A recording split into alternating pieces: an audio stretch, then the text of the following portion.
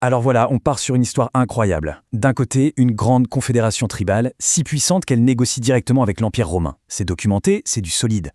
Et puis, Rome s'en va. Et là, pendant 400 ans, plus rien.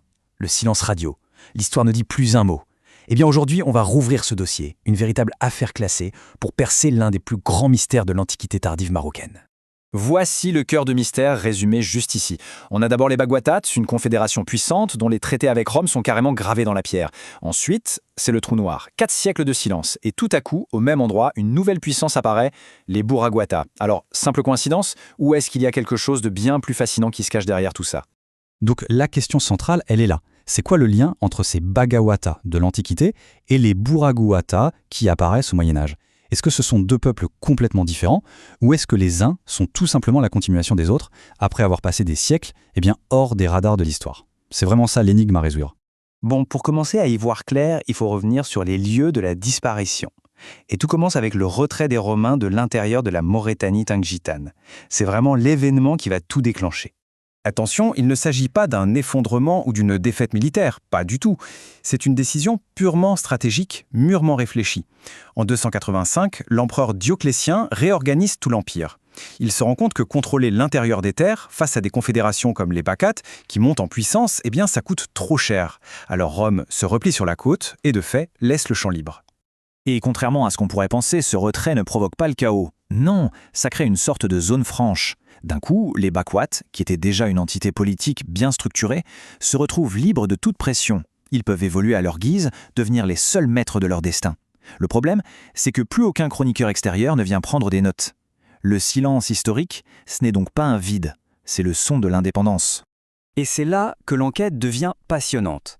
Parce que l'indice principal, le smoking gun comme on dit, ne se trouve pas dans des ruines ou sous terre. Non, il se cache dans l'évolution d'un simple mot.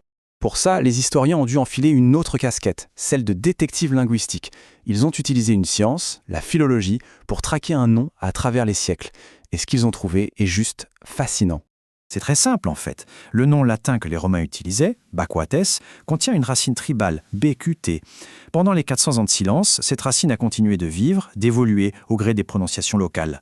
Quand les chroniqueurs arabes arrivent, bien plus tard, qu'est-ce qu'ils font? Ils écrivent ce qu'ils entendent, Bourraguata. La racine BQT est toujours là, intacte au cœur du mot BRGHUET. La preuve est là. Et attention, ce n'est pas juste une théorie en l'air. Des historiens très sérieux comme Jérôme Carcopino et plus tard Lionel Galland ont scientifiquement démontré ce lien. Ils ont prouvé que ce soit géographiquement ou phonétiquement, les Baccates et les Bourraguatas sont bien un seul et même peuple. L'affaire est donc classée. Maintenant que le mystère est résolu, une autre question se pose. À quoi ressemblait cette nation après 400 ans d'évolution en totale autonomie? Quelle était la situation juste avant que les conquêtes arabes ne la fassent réapparaître dans l'histoire écrite? Il faut bien se représenter la chose. Au 7e siècle, on n'a pas affaire à des tribus éparses. Pas du tout.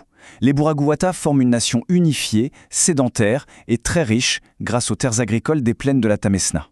Ça fait presque 400 ans qu'ils sont indépendants. L'idée même d'un empire leur est devenue complètement étrangère. Ils sont, en quelque sorte, mûrs pour une révolution profonde, qui ne viendra pas de l'extérieur, mais bien de l'intérieur. Donc, pour résumer, les Baquates n'ont jamais disparu. Ce fameux silence de 400 ans n'était pas une fin, c'était une gestation. Le temps nécessaire pour qu'une confédération de tribus devienne une véritable nation, prête à jouer un rôle tout à fait unique dans l'histoire médiévale. Et c'est là que tout devient encore plus intéressant. Cette identité si particulière, farouchement indépendante, façonnée par l'isolement et la prospérité. Elle est maintenant sur le point de se confronter à la nouvelle grande vague de l'histoire.